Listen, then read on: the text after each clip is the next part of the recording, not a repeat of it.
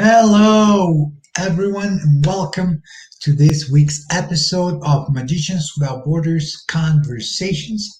We are going to be talking about the jungle surgeon, the part two of our interview with this wonderful surgeon who spent 25 years in the refugee camps of Burma. And we're going to get to him in a second. But before we do, as always, I want to share with you some of the different ways that you can support us. So the first one is actually Patreon. Patreon is a platform where you can support people that that are creators or that do stuff like we do. So if you want to support us, please check our Patreon page at patreon.com/MWB. That way you can find out different stuff we're doing and different ways you can support us, and you're going to get benefits out of those supports that you do with us. So please do check that out. Patreon.com/MWB. Another way you can support us is by learning magic yourself. So if you want to learn magic, you can definitely do so by visiting learn.magicianswithoutborders.com. Here you will get access to a wonderful course taught by Tom Verner and Janet Fredericks, the founders of Magicians Without Borders. They will guide you through a 13 section course on how to become a magician. You're going to learn tricks, not only how they're done, but you're going to learn how to act them, how to perform them. So this is why this course is called Become a Magician, because it's not just about learning a bunch of tricks, but to actually become a performer, a magician. So please do check that out. Learn.magicianswithoutborders.com. And that would be a great way for you to support us. And as always, let me remind you that the last Wednesday of each month, we have our mailbag episode, meaning that we will get to answer your questions and your comments. So please send them to podcast@magicianswithoutborders.com or tweet them at magicianswb so we can get a conversation started. And if you are a magician that have questions for us and wants to be on our show, please also do contact us so that we can have you on the show. You can come here on the show and have a conversation with me and Tom Verner, and we can have your questions answered in this live episode that we do every Wednesday. So today is our part two of this conversation with the jungle surgeon, Dr. Lawrence Muller, who's just a wonderful individual who has helped people in the refugee camps in Burma for over 25 years. And he wrote a book about it. So you can get that book. To get that book, I'm going to tell you how to do it. To get that book, you can go to smile.amazon.com, and you can select Magicians Without Borders as your nonprofit. You can definitely do that, and then you can search for that for his book, or you can click on that link that's here, and you can go directly to that book. That book, The Jungle Surgeon, 25 Years with an American Doctor Caring for Burmese Refugees. You can get it at Amazon. So please go to smile.amazon.com and search for Jungle Surgeon, right? Or go to that click that I just shared on the comments, and you can get that book. And by getting that book, you're going to be supporting us as well. So remember, if you go to smile.amazon.com and you select Magicians Without Borders, you can order as you would order anything else. You can order everything that you usually order from Amazon, and you can support us in doing so. So I'm going to leave this here for a while, so you can definitely check that out. Go to smile.amazon.com and you can definitely check that out, or go to that link that's right there for you.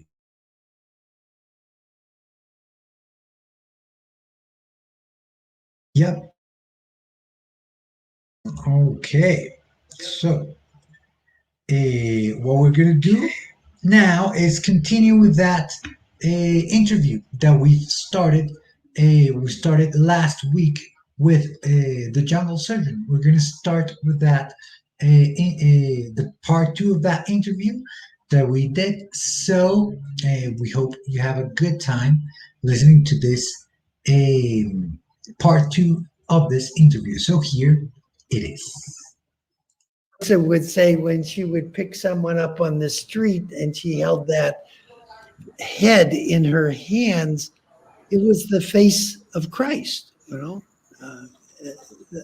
that's an amazing, amazing transformation in human evolution, to believe that, it's an amazing idea. Well, it's just like you say with Buddhism, it's consistent with many faiths. That you help the people who can't help themselves and relieve their pain and suffering if you can.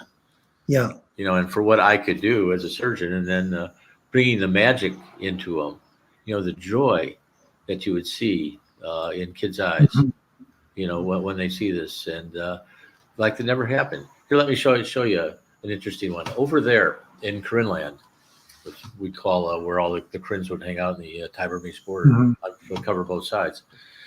The little boys had this game that they played, just like we played with marbles when we were a kid. Remember, you play marbles, you put them into a circle, and then you have your shooter. And if you knocked a marble out, you got to keep it. And you had a bag where you put your marbles in. Yeah. I don't know if kids play marbles anymore, but they did the same thing with rubber bands.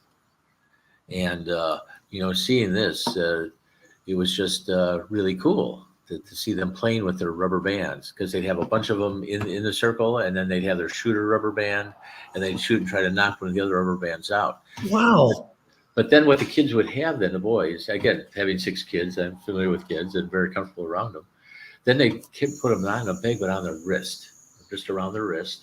And you'd see these kids, and you could tell who the stud was, because he'd have a big wad of rubber bands around his wrist. And so I'd walk up to the kid, and I'd point to his, because I didn't speak the language, and I'd point to all the rubber bands around his wrist. And and I'd point to him, and I'd hold up 2 fingers, point, and then 2 fingers. And he'd look at his friends, and what are they saying, and, should I do it? And then someone would tell him, he'd take 2 rubber bands. And so he'd take, and he'd give me 2 rubber bands, huh? Then I would just take the 2 rubber bands. Well, all these kids are watching, and by now there'd be a dozen kids around. From the 2 kids would go to a dozen kids, and I would do, the crazy man's handcuffs, where you got them clearly linked together there, no problem, and I just rub them together, and they come apart like that. And the kids would all look at me, and their jaws would be dropping, because they never could imagine anyone doing something like that. Then I kind of look, and I'd smile, and I'd take the 2 rubber bands and put one of them around, because they were his rubber bands, so they could have been gimmicked rubber bands in any way. Around my pointer finger and middle finger, I'd lock it in with another one here, and like that. And so you can clearly see that it is stuck in there, and it's not going to get out there unless you just pop that, and it'll jump between the 2 fingers, go right through the fingers from top to bottom, huh? And if you want to get it back from the bottom to the top, you can just get them to jump right through your fingers. Kids would look at that one, and their jaws would drop also. And by doing that kind of stuff with their rubber bands, just to walk up a kind of walking magician, was just a lot of fun to see the expressions on their face, and how you can do that with something simple like rubber bands. And so whenever I'm going to be around kids, I've always got some rubber bands with me. Yeah. And again, that's like currency, or like, it's a very ordinary object that they use every day, and that it was part of their game. I never heard of rubber bands being used that way, like marbles. That's well, this is what happens when you're dirt poor and you don't have anything. That's right. Because their villages were attacked by the Burmese army. Why? Because the Burmese army wanted that, and where they were gold, sapphires, and rubies in the mines, but most importantly was teak wood.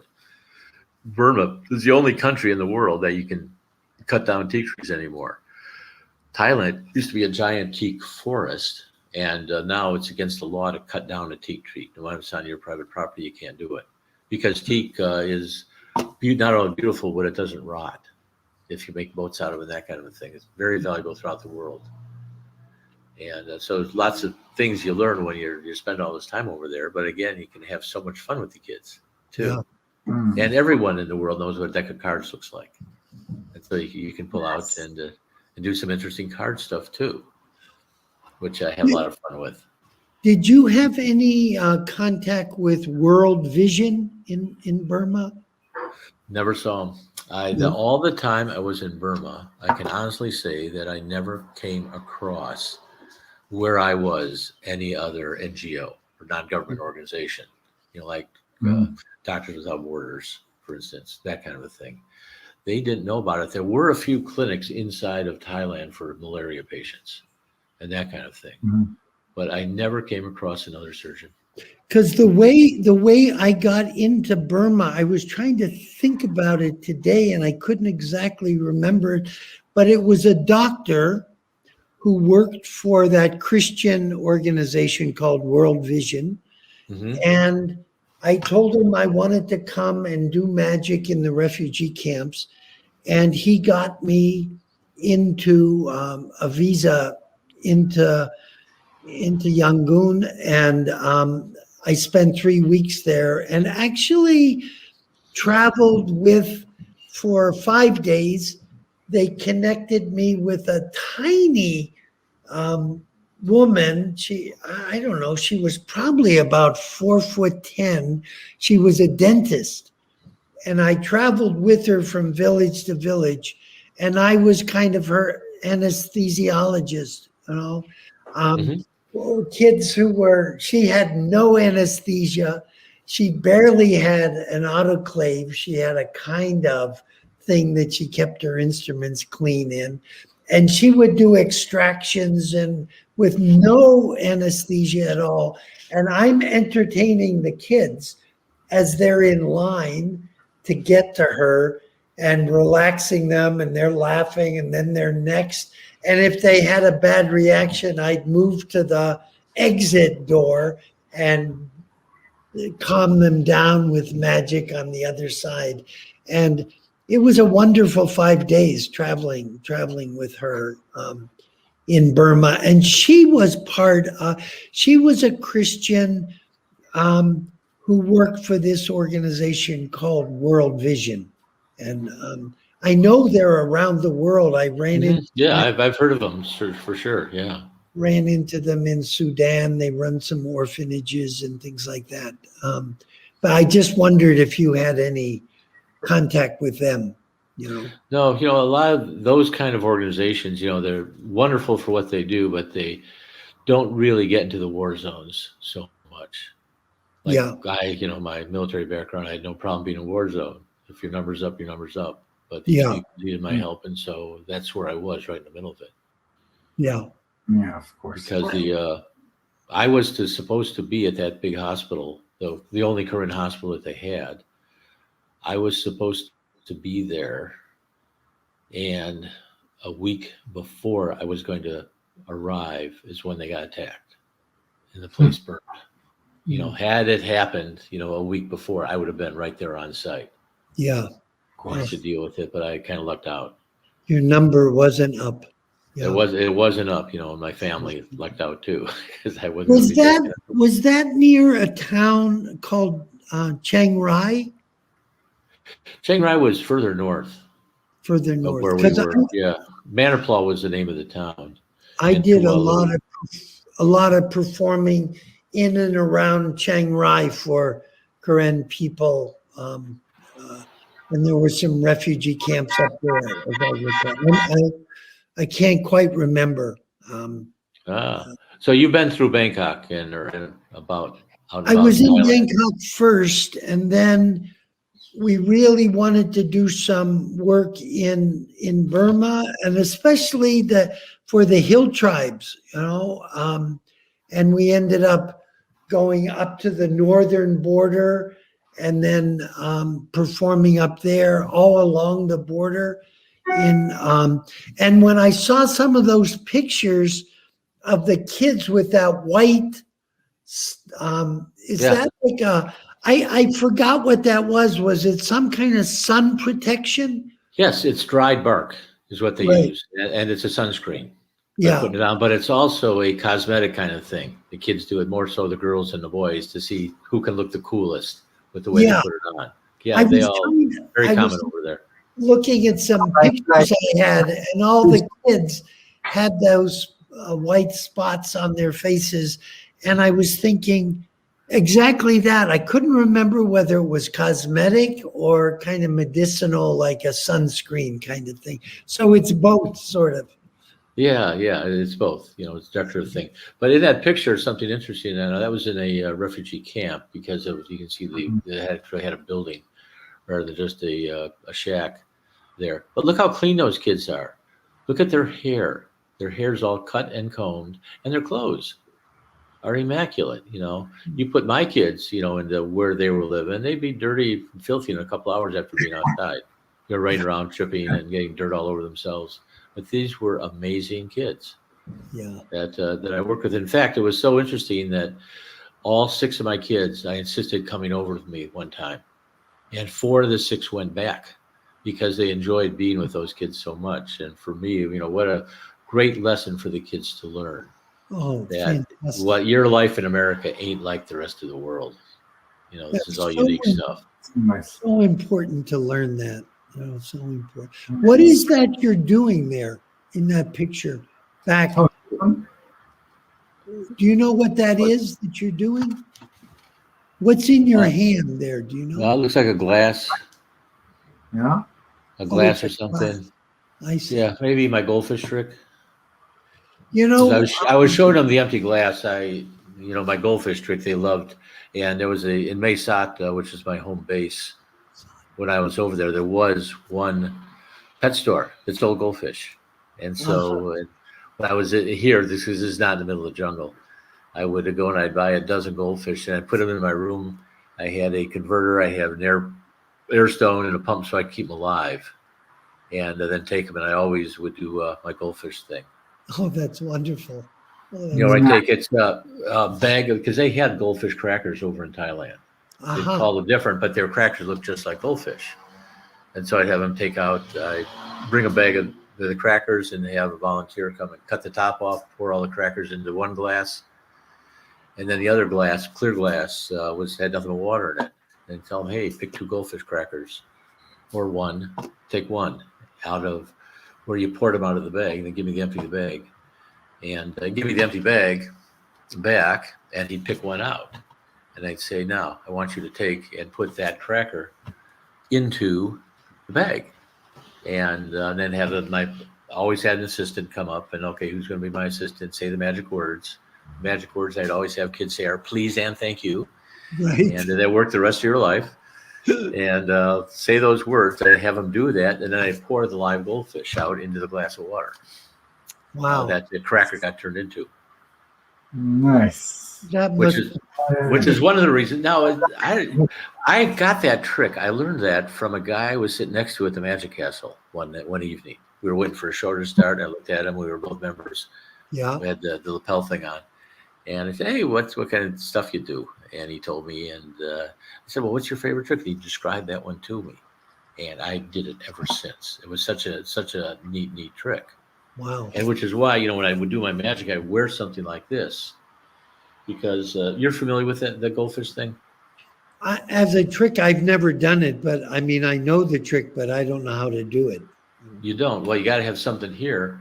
And while the volunteer is cutting the top off the goldfish crackers, okay, and pouring them into the empty glass, everyone's watching him. And I'm, of course, reaching right under here where I've got the thumb tip with the goldfish right inside here. And I just take, these are the hard plastic Vernet ones, and the other one. And so I just reach in here when no one's looking at me, and I pull it off like that. And I've got it in my hand here. with the goldfish in it. And then I would take, while they're still looking at the bag to prove it's empty, and of course slide it on so it's loaded, and I've got the thumb tip on with the live goldfish in, because they'll stay live for 20, 30 minutes anyhow when they're upside down. Without That's the first thing I water. do. Yeah, no, there's a little bit of water in there too. Oh, there is water. Okay. Yeah, just a little water to keep the thing alive, with their nose down in the thing. And I've got it here, but of course they're not seeing it. And then I take the bag from it and I grab it with this here, and I put the thumb tip is in the bag, and I say, okay, pick one of those goldfish crackers out and drop it back into the bag, and he drops it back into the bag. Of course, I have him drop it down so it doesn't go on this, but goes to the bottom. And then I'll take the whole bag after the magic words, and I'll just turn it over and I'll pour out my live goldfish. Nice. And, nice. cool magic trick over there, because wherever you can find goldfish, I'm always prepared to do it. Because what do you need? You need a large Vernet thumb tip that's big enough to fit the goldfish in your finger, and just something to mount it on. And I just would take another Vernet and drill a hole in it, put a wire in it so I can clip it, and then cut some slits in here, and so it'll slide on very nicely, and it'll hold it there. Nice. Beautiful. That's beautiful. It's just kind of Well, see, I've gotten some magic that there are a couple dozen things I do, but they work. I got the ones that work very well. Torn and restored newspapers. Here I'm just doing the rope stuff, and I have a lot of fun with just cut and restored rope through neck, and all that, because everyone understands ropes and see ropes. This is not a gimmicky thing, and you can see this is the Korean Army I'm with. Some families around with their M16. I love the background of this, because it's a guy with a machine gun and a scissors in the other hand. Yeah, and he was just a volunteer, I guess, on that trick. Again, the scissors. They cut the rope in half right here. The cut and restored rope. Wow. One of the first things I ever learned how to do. And you know why? Because I was a Cub Scout, and when I think it was a bear. Wolf, bear, lion were the three ranks in there, and there was one of the achievements was ropes, where you tied a square knot, kind of a thing, and you had the 2 half hitches, that kind of thing. You learned that there. And one of the things was you can do, as one of the electives in it, is learn the cut and restored rope. So I learned it when I was 9 years old, how to do it, and I remembered it ever since. Carlos, to do. Last night, Carlos asked me if I was to take only 3 tricks with me, to the jungle or to wherever. What would they be? And what 3 tricks do you think, or 3 props, or what would you take? Well, what would you take? Well, I was to take a piece of rope. There's so much you can do with rope, and a thumb tip. I said, what? I'm trying to remember, Carlos. I said a piece of rope, a thumb tip, Silk, and some silk. And what was the third thing? I said I wouldn't take a deck. What? mouth coil. Oh, a mouth coil. Some small production item. That. But I thought that a rope and a thumb tip. I used to, when I owned this little magic shop, we had a book, 100 tricks with a thumb tip. You can, like, you do the goldfish trick with a thumb tip. That's just such a brilliant way to do it. It's wonderful. And to load it in another Vernet thumb tip is that's a fantastic idea. Well, you can buy a kind of a thing that's sort of staggered down. I saw it somewhere, and I got one a long time ago. But before I found that, I had made my own by just cutting those slices in so it would bend down and it would support. Yeah, it works. What would be your three tricks? 3 tricks would be the money change. Have 3 things. The money change. Tricks, props, whatever. Mm-hmm. The money stuff. Changing their money. Everyone just loves that. Yeah. And my rubber bands. I do a bunch of stuff with the rubber bands because they're familiar to everyone. Yeah. From a close-up thing, and I could use theirs or whatever. And they've never seen this kind of stuff. And then the third would be either a rope or food rope through net cut and restored, or a deck of cards. Yeah. I would take a deck of cards because there's lots of stuff I can do with them, and most of the world likes decks of cards, and I can do stuff that they've never seen before, like Alone. I can't remember the magician. I used to know all Gardner? Yeah, but Alone. You're I don't alone. know that, Larry. What by that name, I don't know. What is it? Okay, well, I present it as a mind reading trick. Okay. Okay, I'll show it to you. It's easy to do, and it's worth doing because no one has seen this, but it does amazing things with cards. At least I think it does. And so I'll do it with have a group of people, and I'll explain to them. I'm a father of 6 kids, and if you want to be successful as a parent, what you do is you have an idea for your kids, and you put it from your head into their head, and they think it's their idea, and then they'll do whatever you want. Great stuff to do as a parent, huh? If you can pull it off, right? And so I'm going to think of a card, and I'm going to have, say I got 5 people in an audience, or randomly pick people, just point. Or I could do the old thing of take a ball and throw it around. Whoever catches it is my next one. Okay, I'm thinking of a card. I want you to tell me what comes to your mind first. Okay, and don't try to trick me because I can trick you. And so first one, is it red or black? Okay, let me ask you two. Red or black? Red. The card I'm thinking, a red. Okay, at that point, I'm taking a deck of cards out of my pocket. Right, here's my deck of cards. Is it going to be a diamonds or hearts? Hearts. Hearts, okay. Picture card or number card? Number card. Number card, even or odd? Odd. So we have an odd heart. Is that where we're at? A number card. Right. Yep. Okay, high, medium, or low? I'm sorry, what? High, medium, or low number? High-ish, but more kind of in the middle. Kind of in the middle. And so that would be a 6 and an 8 of hearts. We said even. I said odd, I think. Oh, I'm sorry. Then it would be a 5 or a 7. Yeah. Right? 5 or a 7 of hearts. Yeah. Carlos, which one are we talking about here? A 5 or a 7? Which one am I thinking of from your head? 5. A 5 of hearts. All right.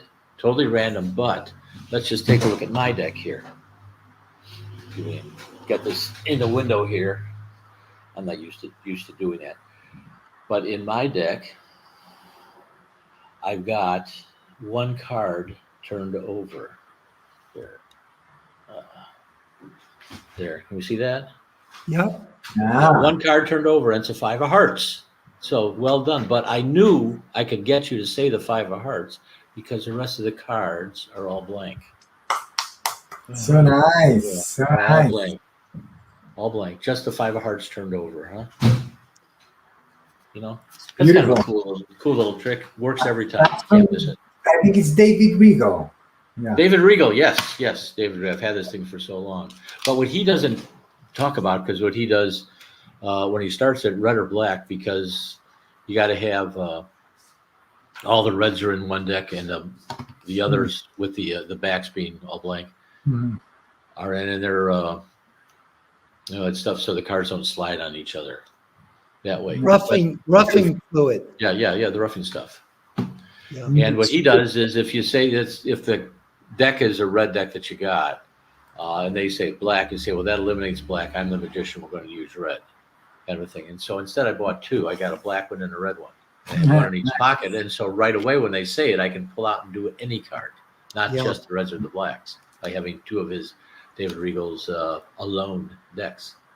Anyhow, but the problem with that is you only do one trick with the decks. Yeah. But no one's seen anything like that before. But what a reaction. I mean, what an impossibility. Yeah. Yeah, and if you've seen decks of cards, you've never seen blank cards before either. Right. But the whole mind reading kind of a thing, and it works every time. Yeah. So that's a fun one. That's a fun one. But I've had a lot of fun with a lot of others too. With the cards. That's a good kind of story. Like a parent putting a thought into a child's mind so that they think it's their own. Like that's a wonderful story to set a trick up for a mixed audience of kids and adults. You know, it's Yeah. that's a wonderful thing. Yeah. Yeah, it looks totally random, but it's all fixed. And so what I've done also, David Regal doesn't have it, is on my cards, I put a little dot on the top of the ace. Just a little tiny dot there. See over here? Yeah. There. And so I've got the one dot and I have the hearts are on top and the diamonds are on the bottom. And then the ace of diamonds has got a dot on it too. And then you just have to go and look at the dots and then you count ace, 2, 3, 4, 5. And then you can take then and just count over and you can just slide it a little bit before you show it to be sure you got it. Yeah. And then you're all set. Yeah, beautiful. I think it's beautiful. I think those kinds of performances are very, lively and very impossible to do. If I were to ask you, Larry, what would be the performances that you love the most, or that you think play best in that setting, in a setting like the one you are here or here, or Well, here. Where that one you just showed me, let me tell you what that was. That was what we just talked. That one. That's what we just talked about. I saw a kid with a clump of rubber bands, and so I walked over and asked him for 2, and then tell the other kids, bring your friends over. And they all did. And within a few moments, I get a gang like this around because they're all excited, to see it. So to see that kind of stuff. What would be the one that plays the best? Do you think your favorite would be the bill, right? And your rubber bands. But what do you think you plays the best for a bigger crowd? Well, bigger crowd, you can't do the close-up kind of stuff as well. I like the linking rings. Nice. And one of my little quirks with the linking rings is I have this nice bag. There you go, Myanmar on the bag. And then when I reach in, I tell the kids, hey, we're gonna play with the linking rings, and I pull out 3, just the 3 rings. Show them the 3 rings, no problem. And we all have routines with linking rings that you've been doing. I always use the 12-inchers rather than the smaller ones. So as a kid, I had the smaller ones, but there's just so much you can do with the rings, and for larger crowds because they look so good in the front of the crowd, and I link them together. I'll go through, half a dozen things with the rings, and then all linked up, I will take but they're all linked up, put them back in the bag. You just drop them right back in the bag here. Very nice bag. And then I look to some kid that's up front and just tell them, oh, you want to see those rings? You want to check them out, huh? Is that right? And the kid, of course, will say yes. And so my hand's still in the bag. I'll just pull them right back out. And of course, what I'm doing is I pull out, the linked rings, and I give them to the kid, all linked together. And of course, you can't get them apart. But they don't realize I did a switch on them. Nice. But that's a good one. And the Chinese sticks, all of the Chinese sticks, that's a good one. But this one, I can't remember the name of it. I've had it forever. It's a very old Chinese sticks. Something pom-poms. Yeah, where, it can say, well, then I yak through it you see the yellow ball's connected to the blue ball, but the blue ball is connected to the red ball, and the red ball is connected to the yellow ball, which is connected to the green ball, which is connected to the blue ball, which is connected to the red ball. And I just run through that. And now, how many strings are on the inside connecting all these balls? And I'll look around and wait for an answer. And I'll say, well, the answer is none. You see it, it's all because it's magic, and there's just nothing there. No rings at all. And put them back together again, but because these are invisible strings, we're right back to where we started from. The red ball is connected to the blue ball, and the blue ball is connected to the yellow ball, which is connected to the green ball. It's a self-working kind of a thing, but they've never seen that sort of stuff before. It's beautiful. beautiful. That pom pom trick is beautiful. But it's you can see it, if you have larger audiences. The rubber bands don't work so well with larger audiences, although the bill change does, because you can see the bills, especially with the volunteer that I'm using their money. Did you ever meet any Burmese magicians, sleight of hand magicians? Never. No. Never. I didn't see any street magicians, even in Thailand. There's very, very few, because in Thailand, did you ever make it to Pattaya in Thailand or Phuket? No, I didn't. Yeah. I was in Bangkok and then Chiang. What's the big kind of touristy town? Chiang Mai? No. Chiang Mai, and then Chiang Rai is way north. And then I went up to Chiang Rai. Yeah. I was in Chiang Mai. Actually, I was just there for 3 days. I took a cooking class, actually, learning how to cook some food. I love cooking.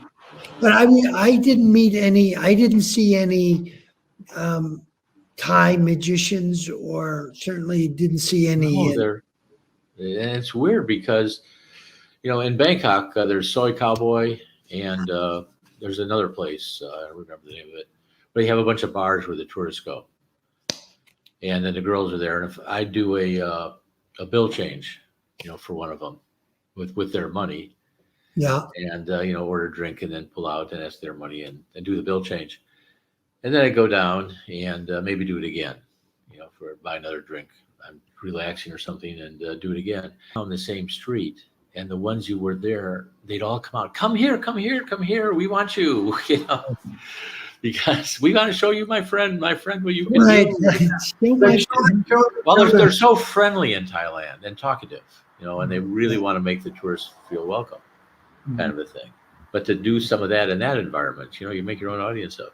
And never had a problem. And I would do a few things, and I'd have, all the waitresses in the bar would come over to want to see it all. Yeah. So lots of fun with it. Yeah, whereas in America, you can't do that. No. But over there, you're so unique when you do that stuff. It's just a lot of fun. Something I've been thinking about, and then when you said you're from Chicago, one of my favorite magicians is the Chicago magician who just died 2 or 3 years ago now, I guess, Eugene Berger. And Berger's idea, like when you said you don't use the word trick, what Berger's great line is in all of his magic is, how can you turn a trick into magic? Because in a sense they're all tricks, but a lot of people, they stay tricks. But how can you turn a trick into magic? And that seems to be the real challenge, I think, for us. Is how can you make it magic? What would you say is involved in turning like a simple trick, like a silk vanish and a thumb tip or something, into magic? What makes it magic instead of just a trick?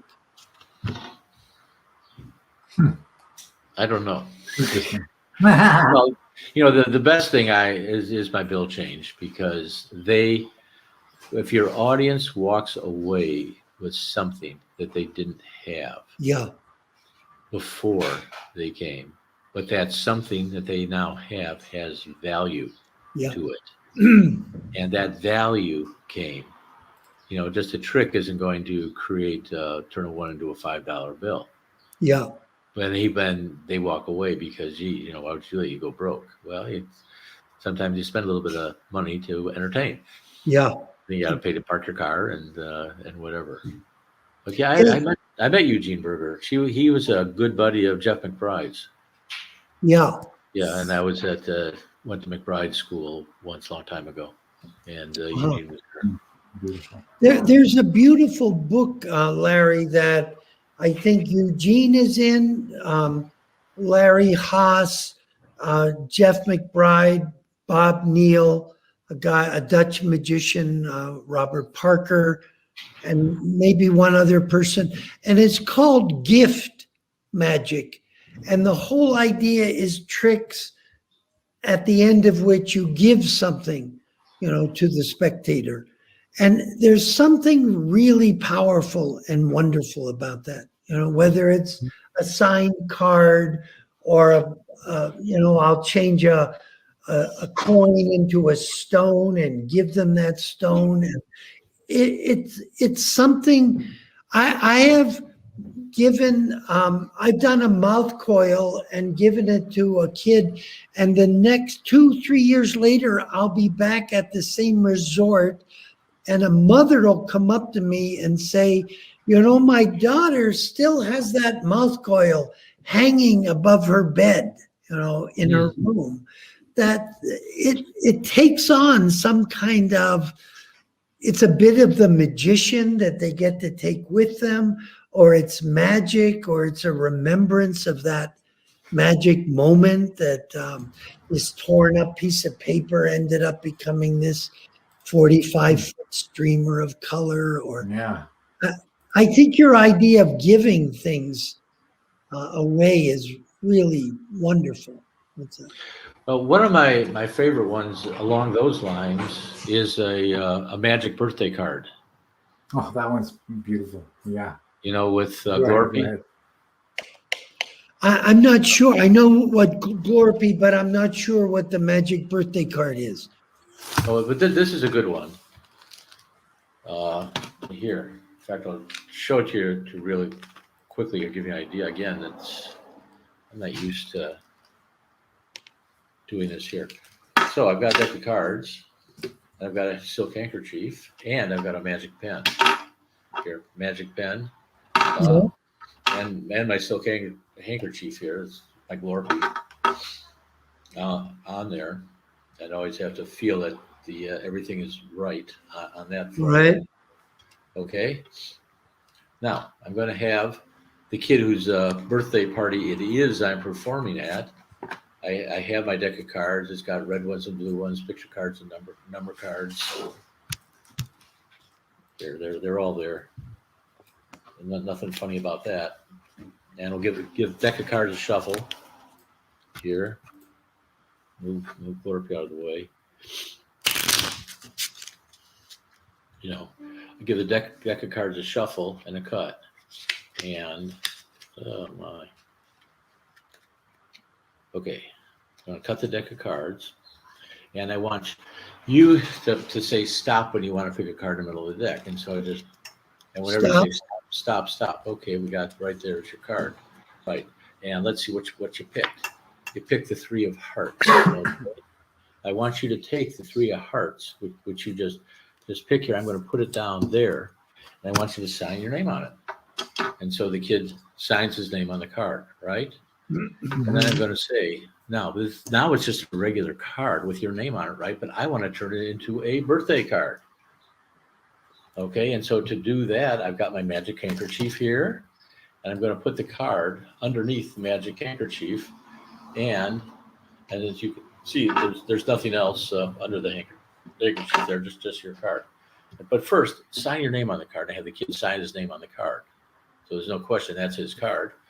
And then I put it underneath my Glorpy there, and I take out my magic pen, it's a magic marker, and stick it underneath, and then I get someone to wave the magic wand, and as the magic wand is waved, That's so cool. Take and write in the card, okay, and make it into a birthday card, right, and so pull Glorpy out, and his name's on the card, but I turn it over, and on the back is Happy Birthday.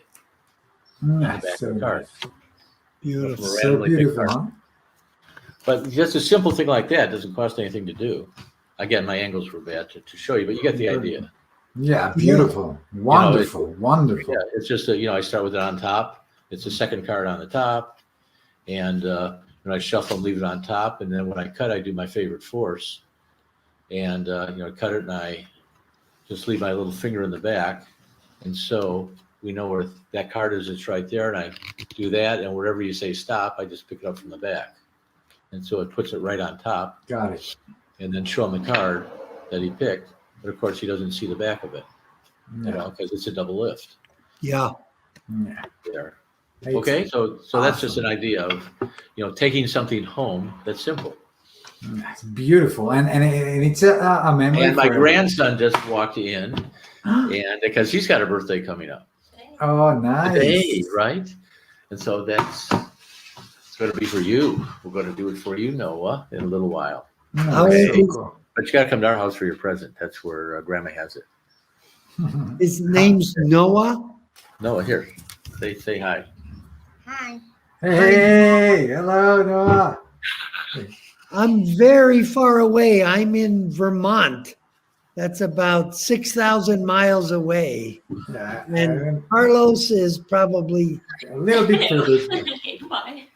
Yeah, bye Noah. it's really one of my many daughters. Bye. Beautiful, beautiful. But anyhow, Yeah, that's the kind of thing they take something away that's personalized Yeah, it's by beautiful. it, and then they'll have that, and like you say, something to save. Yeah, They can forever. use it as a bookmark or something, but they'll remember that Yeah, and how totally. it happened. Totally. And for some people, that will become a very special object. Definitely. Yeah. Some might throw it away, but for a number of people, that will become something very, very special. Completely. Yeah. I want to start wrapping this up. So Okay. I want to make sure that, Larry, you can give us a sense of what, first, why did you write this book, and what can people expect from this book? The Jungle Surgeon, 25 years with an American doctor caring for Burmese refugees. What can you tell us about this book? Well, first, it's now available on Amazon, and so I had to hold off. It took me every time I went over there through the 25 times on the flight home before I took my sleeping pill and fell asleep to get my jet lag fixed. I would take and I'd write in a notebook. I'd write everything I did that I could remember right then. And then when I got back, I put it all in a drawer in one place. And now that I'm finally retired and I'm done with it and I have the time, I wrote the book using all those notes I had over all the years. And so, and I wrote it for one big reason, and that was to try to inspire others to go and do what I did. But not the first. Surgeons read the thing. This tells you it gets a little bit technical, and there's in the appendix what you need to do safe surgery in the jungle. And but through what I describe, I get a little bit carried away describing some of the problems that I dealt with. But I talk a lot about the people, a lot about the magic, and a lot about other things too, other than just that. But I'm trying to inspire other fully trained magicians to consider doing third world stuff and helping the people that no one else has to have. Then it's written for younger people, because when I was in 5th grade, I read Tom Dooley's books. And they were up. My mom got them, and my parents, they got something called Reader's Digest condensed books. Yeah.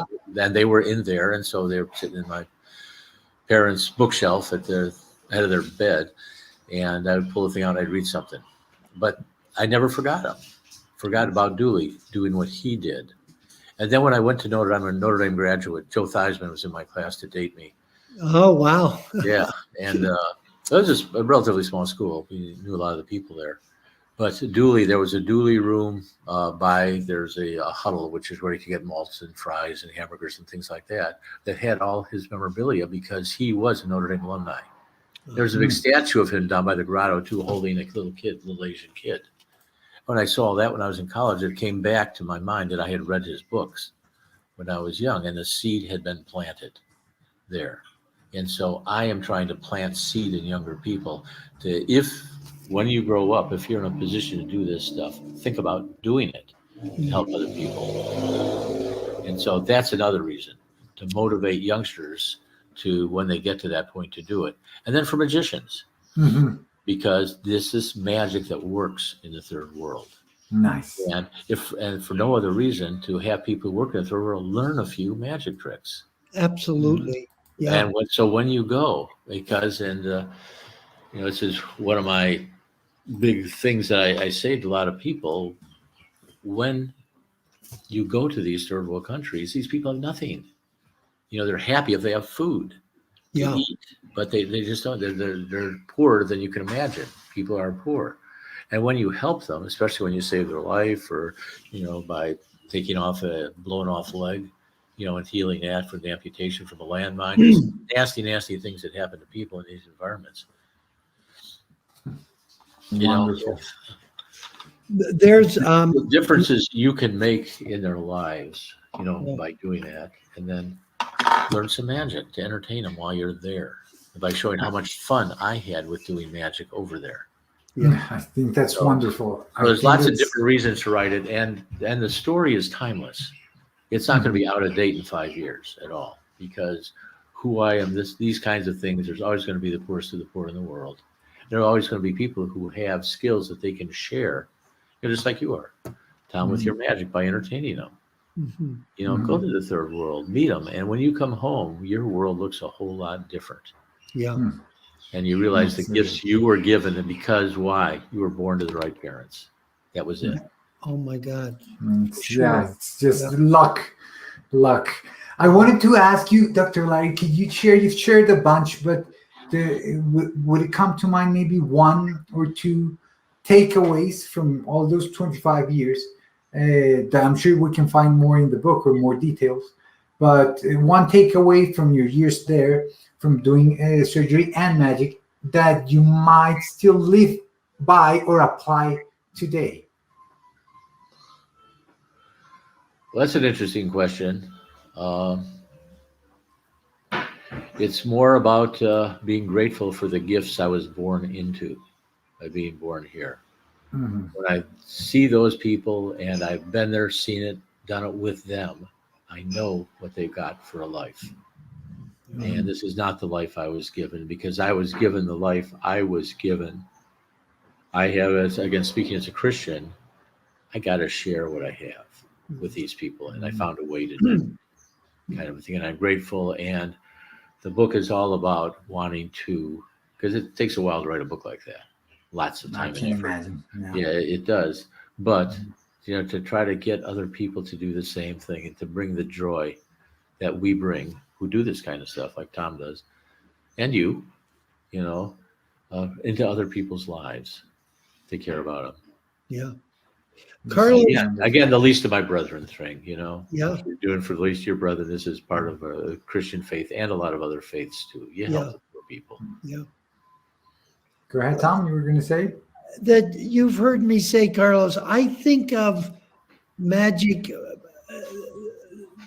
more as a gift than as a skill. I just feel so blessed that somehow that came into my life, and I can have a little Ziploc bag with some sponge balls and a deck of cards and a thumb tip and a couple of pieces of rope and some coins and I can just have that in my pocket and do a 25-minute show on the streets of India for really poor.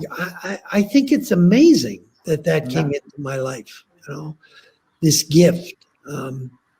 And something you said, Larry, we had some guests about 2 months ago, 2 young doctors who started an organization called Magic Aid. Magic Aid.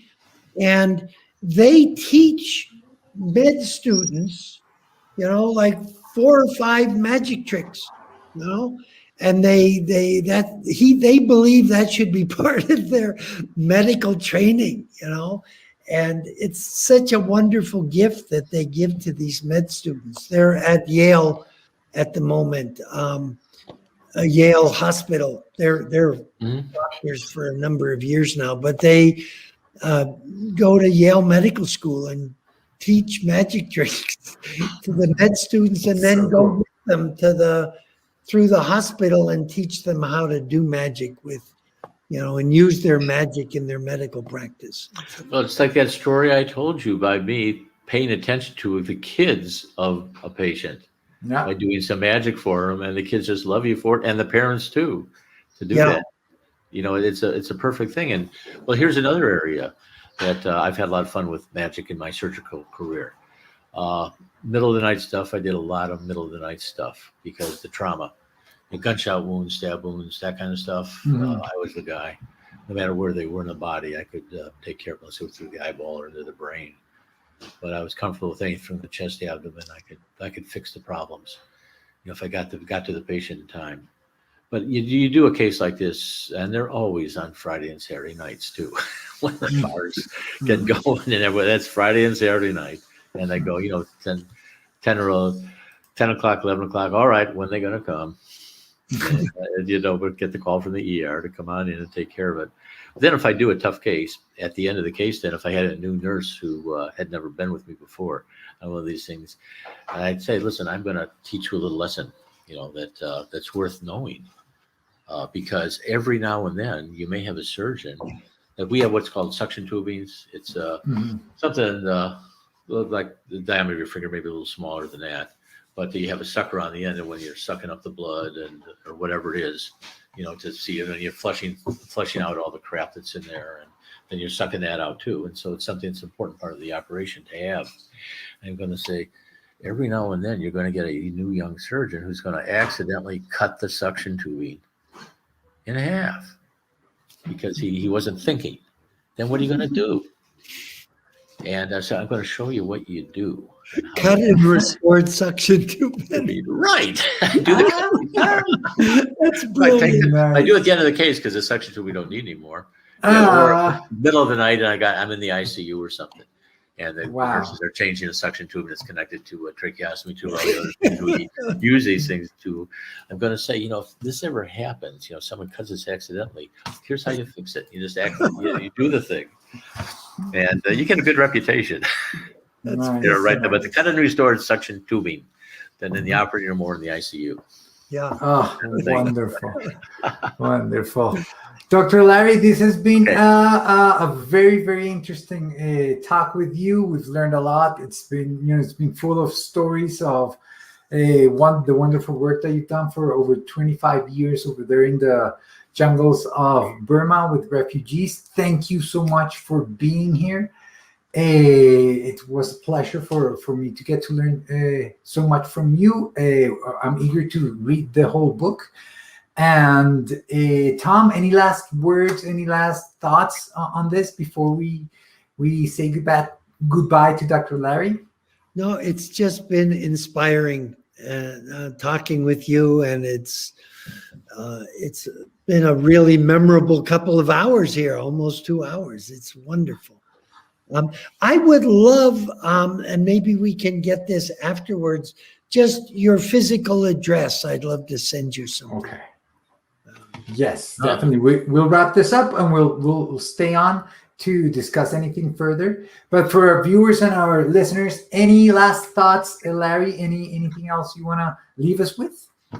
Well, I appreciate your invitation to share this, to share where I've been with other magicians, and hopefully I planted some seeds in their minds on what you can do with life. And of course, Tom's organization is wonderful. And but take magic and just see the joy you can bring to people, not by doing tricks, but by doing the real stuff. And the real stuff brings joy to people. Yeah, I love it. And it can happen. It can happen. Awesome. Change their money. They will never forget you. Awesome. Thank you so much. Okay. Goodbye, Larry. We're going to end the broadcast, but we can stay here a little bit longer. So for everyone that's listening, thank you so much, and see you next week. Bye-bye. All right. Thank you, Larry.